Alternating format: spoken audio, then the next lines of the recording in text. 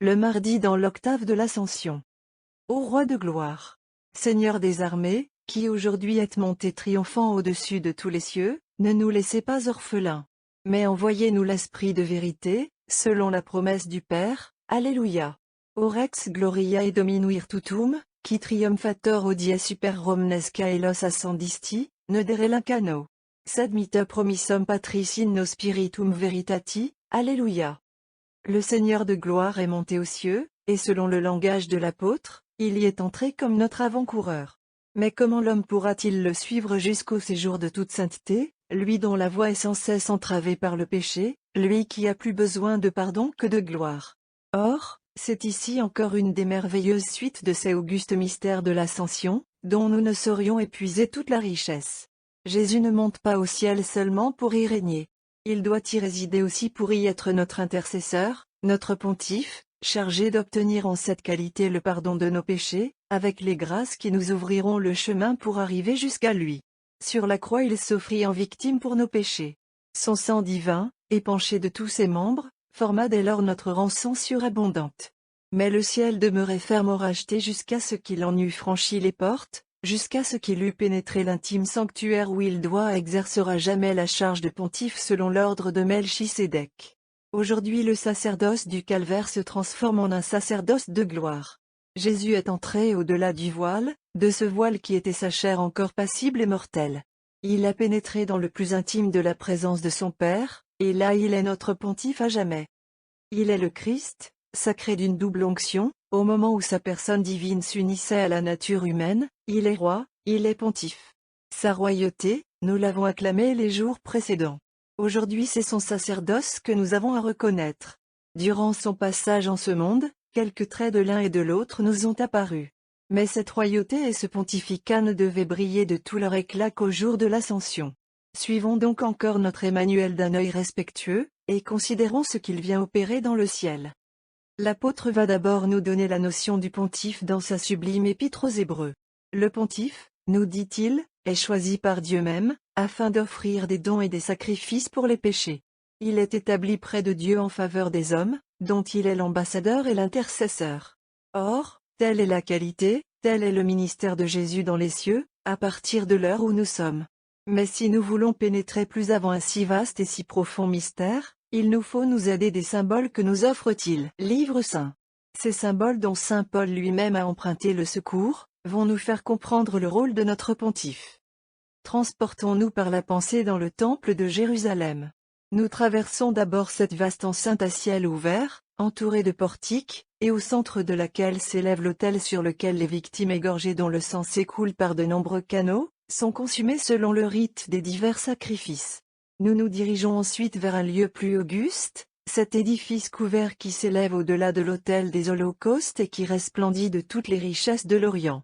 Entrons avec respect. Car ce lieu est saint, et Dieu même a donné à Moïse le plan des ouvrages merveilleux qui le décorent et qui sont tous à sa gloire. L'autel des parfums, d'où s'exhale soir et matin la fumée de l'encens, le chandelier à 7 branches qui étale avec complaisance ses lits et ses grenades. La table sur laquelle reposent les pains de proposition, hommage de notre race à celui qui fait mûrir les moissons sur la terre. Mais ce n'est pas encore sous ces lambris étincelants de l'or d'Ophir que s'est établie l'ineffable majesté de Jéhovah. Contemplez au fond de l'édifice ce voile d'un tissu précieux, richement brodé d'images de chérubins, et descendant jusqu'à terre. C'est là, derrière ce voile, que le Dieu d'Abraham, d'Isaac et de Jacob fait sentir sa présence. C'est là que repose l'arche d'alliance, sur laquelle les 2 chérubins d'or étendent mystérieusement leurs ailes. Ce réduit sacré et inaccessible se nomme le Saint des Saints. Aucun homme ne pourrait, sans mourir, soulever ce voile, porter un regard téméraire dans cet asile terrible et entrer là où le Dieu des armées daigne habiter. L'homme est donc banni du séjour où Dieu habite. La sainteté divine l'exclut de sa présence comme indigne. Créé pour voir Dieu, pour être heureux éternellement par la vue de Dieu, l'homme, à cause de son péché, est condamné à ne le pas voir.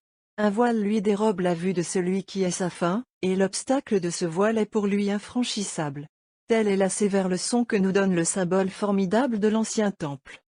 Une promesse miséricordieuse est néanmoins intervenue. Ce voile sera soulevé un jour, et laissera passage à l'homme. Mais à une condition, et cette condition, Nous allons la connaître en continuant de suivre les symboles de l'ancien temple. Entre tous les mortels exclus du Saint des Saints, il en est un cependant à qui il est donné une fois l'année de pénétrer derrière le voile. C'est le pontife. Que s'il entre ce jour-là dans l'enceinte terrible, sans tenir entre ses mains le vase rempli du sang des 2 victimes qu'il a immolées auparavant pour ses propres péchés et pour ceux de son peuple, il sera exterminé. Si au contraire il remplit fidèlement l'ordre du Seigneur, il sera protégé par le sang qu'il porte, et il sera admis en ce jour unique à intercéder pour lui-même et pour Israël tout entier. Qu'elles sont belles, qu'elles sont fortes, ces figures de l'ancienne alliance. Mais combien plus belle et plus forte est leur réalisation dans l'inépuisable mystère de l'ascension de notre divin libérateur. Il était encore dans la période de ses humiliations volontaires, que déjà sa puissance s'était fait sentir jusque dans ce réduit sacré sur lequel planait la terreur de Jéhovah. Son dernier soupir sur la croix avait déchiré du haut en bas le voile du Saint des Saints, pour annoncer que bientôt l'accès auprès de Dieu allait être ouvert aux hommes comme avant le péché. Mais restait la victoire à remporter sur la mort par la résurrection. Restait encore la période de 40 jours que notre pontife devait employer à organiser le sacerdoce véritable qui s'exercera sur la terre jusqu'à la consommation des siècles, en union avec celui qu'il va remplir lui-même au ciel. Aujourd'hui, tous les délais sont accomplis. Les témoins de la résurrection l'ont constaté, les dogmes de la foi sont révélés dans leur ensemble, l'Église est constituée, les sacrements sont déclarés. Il est temps que notre pontife pénètre dans le Saint des Saints et qu'il y entraîne ses élus à sa suite. Suivons son vol des yeux de notre foi. À son approche, le voile abaissé depuis 4000 ans se lève et lui livre passage. Jésus n'a-t-il pas, comme le pontife de l'ancienne loi, offert le sacrifice préalable, le sacrifice non plus figuratif, mais réel, par l'effusion de son propre sang? Arrivé en présence de la majesté divine pour y exercer sa puissante intercession, qu'a-t-il à faire autre chose que de présenter à son Père, en notre faveur, ces blessures qu'il a reçues il y a peu de jours, et par lesquelles s'est épanché le sang qui satisfaisait d'une manière complète à toutes les exigences de la suprême justice? Et pourquoi a-t-il tenu à conserver ces augustes stigmates de son sacrifice, sinon pour s'en servir, comme notre pontife, à désarmer le courroux céleste provoqué sans cesse par les péchés de la terre? Écoutons l'apôtre Saint Jean. « Mes petits enfants, dit-il, je vous écris ceci, afin que vous ne péchiez pas, mais si quelqu'un pêche, nous avons pour avocat Jésus-Christ qui est juste. » Ainsi donc, au-delà du voile où il pénètre aujourd'hui, Jésus traite avec son Père de nos intérêts, il met la dernière main au mérite de son sacrifice, il est un pontife éternel, un pontife à l'intercession duquel rien ne résiste. Saint Jean, qui a vu le ciel ouvert, nous décrit d'une façon expressive cette double qualité de notre divin chef, victime et roi en même temps, sacrifié et néanmoins immortel. Il nous montre le trône de l'Éternel Majesté entouré des 24 vieillards sur leur siège et des 4 animaux symboliques, ayant en face les 7 esprits rayonnants de force et de beauté. Mais le sublime prophète n'arrête pas là son ineffable description. Il entraîne nos regards jusque sur le trône même de Jéhovah. Et nous apercevons debout au milieu de ce trône un agneau, mais un agneau comme immolé et toutefois revêtu des attributs de la force et de la puissance. Qui oserait tenter d'expliquer de telles images, si notre grand mystère d'aujourd'hui ne nous en donnait la clé? Mais avec quelle facilité tout s'éclaircit à sa lumière. Au trait que nous révèle l'apôtre nous reconnaissons notre Jésus, Verbe éternel, et en sa qualité de Verbe éternel siégeant sur un même trône avec son Père auquel il est consubstantiel. Mais en même temps il est agneau. Car il a pris notre chair, afin d'être égorgé pour nous comme une victime, et ce caractère de victime demeure en lui pour l'éternité. Le voici donc dans toute sa majesté de Fils de Dieu, debout, et posant avec une dignité souveraine. Mais en même temps il apparaît comme immolé. Les cicatrices des blessures que lui a faites le couteau du sacrifice demeurent à jamais visibles. C'est identiquement l'agneau du calvaire qui consomme éternellement dans la gloire l'immolation qu'il accomplit douloureusement sur la croix. Telles sont les merveilles que l'œil des anges contemple à l'intérieur du voile, et que notre œil verra aussi, lorsque nous aurons franchi le voile à notre tour. Nous ne sommes pas destinés à rester au dehors, comme le peuple juif qui voyait une fois l'an son pontife disparaître quelques instants derrière la courtine qui fermait l'accès du Saint des Saints. Voici que l'apôtre nous enseigne que Jésus notre avant-coureur, Jésus pontife à jamais, est entré pour nous dans le sanctuaire. Entré pour nous. Qu'est-ce à dire, sinon qu'il nous y précède, et que nous l'y suivrons. Il est juste qu'il entre le premier. Mais c'est comme avant-coureur qu'il entre. Dès aujourd'hui même il n'est déjà plus seul à l'intérieur du voile. La foule des élus qui montaient après lui a pénétré à sa suite, et à partir de ce moment, le nombre de ceux qui seront admis va s'accroître d'heure en heure. Nous ne sommes que de pauvres pécheurs, et l'apôtre nous dit que nous sommes déjà sauvés en espérance. Et notre espérance, c'est de pénétrer un jour dans le Saint des Saints.